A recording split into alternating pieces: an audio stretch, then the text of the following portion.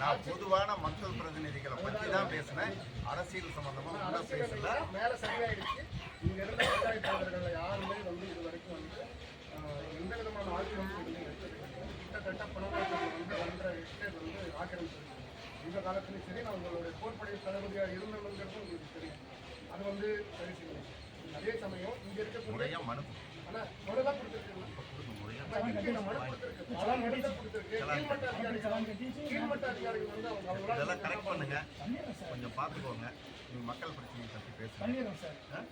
நாங்களாம் உங்களுக்கு ஹெல்ப் பண்ண தயாராக இருக்கும். நன்றி சார். கவர்மெண்ட் ஆஃபீஸருக்கோ உங்களுக்கோ ஹெல்ப் பண்ண தயாராக இருக்கும். உங்களை குற்றம் சொல்லணுங்கிற எண்ணத்தில் இது நாங்கள் சொல்லல. ஒரு தவறை சுட்டி காமிக்கிறோம். அந்த தவறு மீண்டும் வராமல் ஹெல்ப் பண்ணுங்க.